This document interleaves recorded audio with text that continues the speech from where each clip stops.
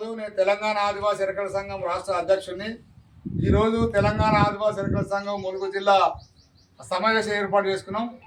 ఈ సమావేశం అనంతరము జిల్లా పూర్తిస్థాయి కమిటీ కూడా మేము నిర్మాణం చేసుకున్నాం.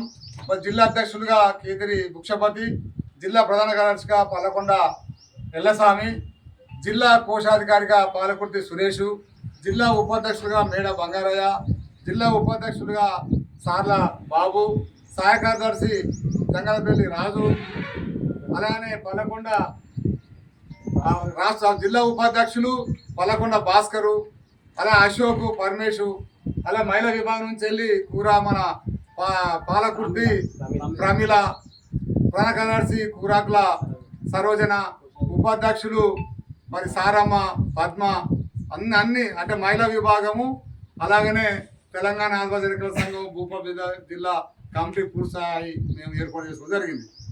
మేము ఒకటే కోరుతా ఉన్నాము, మేము ఈ రాష్ట్రంలో 8 లక్షల జనాభా కలిగి ఉండి విద్యా ఉద్యోగ ఉపాధి రంగాల్లో వెనుకబడి ఉన్నాం.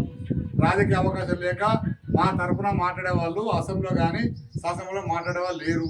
కాబట్టి ఎన్ని ప్రభుత్వాలు వచ్చినా, ఎంతమంది ముఖ్యమంత్రులు వచ్చినా మా బ్రతులు మాత్రం మారదలేవు. మేము గత సంవత్సరాలుగా మేము ఏబిసిడి వర్గీకరణ కోసం మేము పోరాటం చేస్తూ ఉన్నాం. ఇలా ఎస్ఎస్టీ వర్గీకరణ కోసం మందకృష్ణ మాది గారు పెద్దలు పద్మశ్రీ అవార్డు గ్రహీత, వారు ఎన్నో సుదీర్ఘ పోరాట ఫలితంగా ఈరోజు సుప్రీంకోర్టు కేంద్ర ప్రభుత్వము మరి ఆ ఎస్ఎస్టీలో కూడా ఏబిసిడి వర్గీకరణ చేసుకోవాలని చెప్పేసి సుప్రీంకోర్టు తీర్పిచ్చింది. ఆ తీర్పు ప్రకారంగా రాష్ట్ర ముఖ్యమంత్రి వారు రేవంత్ రెడ్డి గారు మరి చొరవ తీసుకొని మరి ఎస్సీ వర్గీకరణ కోసం ఒక కమిషన్ ఏర్పాటు చేసి వారికి శాసన సభలో కూడా ఎస్సీ వర్గీకరణ కూడా ఆమోదం బిల్లు పలికి ఈరోజు వాళ్ళు ఎస్సీ వర్గీకరణ జరిగింది. మరి ఎస్టీ వర్గీకరణ కూడా మేము మరి చేయమని చెప్పి మేము డిమాండ్ చేస్తున్నాం.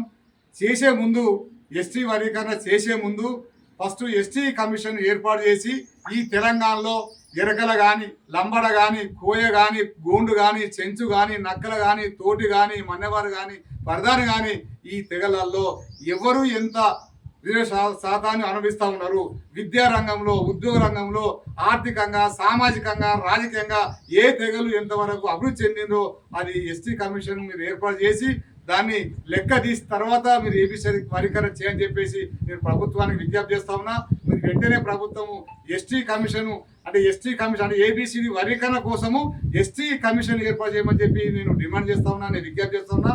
ఏదైతే మరి 17వ తారీఖు ఏప్రిల్ 2025 ఇదే ఏబిసిడి వర్గీకరణ కోసం ముందుగా ఎస్టీ కమిషన్ ఏర్పాటు చేయాలని చెప్పేసి ఇల్లందులో మరి ఆదివాసీ హృదయ ఆధ్వర్యంలో భారీ బహిరంగ ఏర్పాటు చేస్తూ ఉన్నారు.